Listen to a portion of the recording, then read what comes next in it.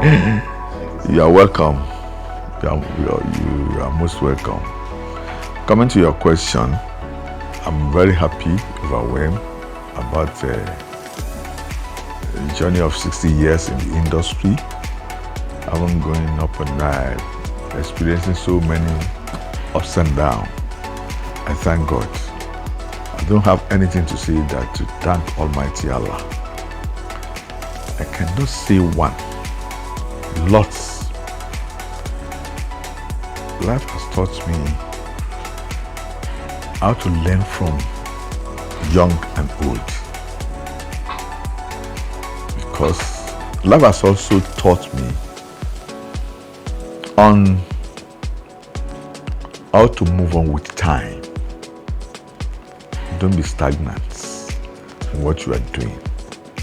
Move with time. Also, a lot, if we have to be saying it, to be careful with people because of those who are ready to disappoint you anytime. Taught me how to handle people with different idea. The way I see you, that's the way I will handle you. A lot. I can say it on and on and on, but I thank God today. I've never thought of what is happening to Adebayo family. I've never planned for it. Because from the beginning of my life, I just want to go on my own because I have passion for anything that has to do with culture. That's how I meet myself in acting. So, and I have never called any of my children, you understand, that look, you have to take after me. No, I've not prayed for it. I've never thought of it. It's only God that designed it. So it's a divine moment. But when I see it, I say yes, alhamdulillah, this is what people are praying for. That God has given me free of charge, and that's why I always thank Almighty Allah. Though it's there, the negativity is there, but at the same time, the little time you spend with anybody, the impact you make in his life, in his or her life, is the most important thing. That's my belief. Stage performance is a fantastic moment. If I have my chance, I can go back to it.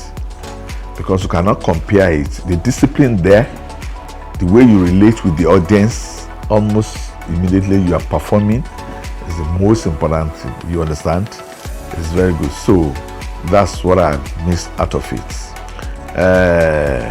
It's not me, it's God. But I try as much as possible and create time for my children. I love children a lot. Even loving children a lot doesn't mean that I plan to have many children. No. Having too many children is just my destiny. Because in my life, I plan to be myself and my wife. You know, because when I was working at the Federal Ministry of Works and Housing, I was the personal assistant. I was the personal assistant to the then minister, Femi Okono. And I liked their marital life. You understand? Me and my wife. That's what I planned for. But unfortunately, God said that's not your destiny. But I love children. So I plan myself, and God helped me to plan it, that I have to separate time to be with them, to educate them, to tell them this is the right and this is the wrong thing. Ọjọ́ ọpẹ́. That is it. Just to thank Almighty Allah. Well, I plan to be a lawyer actually. I've been inspired to be a lawyer. As a matter of fact, I didn't go into this profession because I want to make money, I want to make fame. No. You understand? So the shift there from that my ambition to that this present profession is God defined as well. It's only God that can plan for you. That is what I want you to know. You may want to have something, you are thinking of different things for yourself, but God has another good thing for you. That is it. Plan. God has plan. Only what you know you want to do and what you have in mind to do is what you do. I always like to impart knowledge to people. I always like to encourage people. I always like to see you grow. You understand? What do you want to do? I ask questions. Why don't you do this? To give them advice and so many things like that. So that is what we have just said is what is the creation, women's power. I want to educate them about women's power. I want to educate them that you need to support your husband, whatever position he is. You understand? Whatever position your husband is, you have to support them. And the husband to support their wife. Women is very important in our life. I must confess to you. And if you look at this present generation, you understand, I know you have problem of marriage.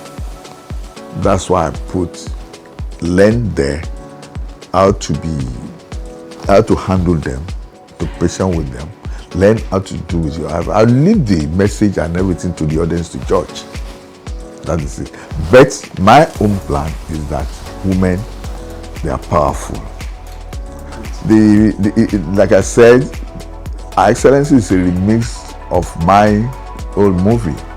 The title then was Agbára Obìnrin. Our own legacy cannot compare with the present day.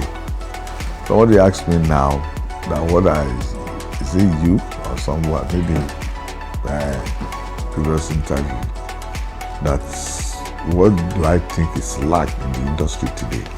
And I said to the person, I said, discipline. You understand? You cannot compare the then discipline with the present one. That's the generation we are facing. And I said, and I know it's not peculiar to the film industry. You understand? It's not peculiar to film industry. It's all over. And anything that you do without respect, without discipline, cannot be good. And also to inject culture of respect to whatever you are doing is very, very important. First and foremost, I will ask them to go and learn what they want to do. Education first. The most important thing in whatever you are doing is not to film industry alone. Consistency.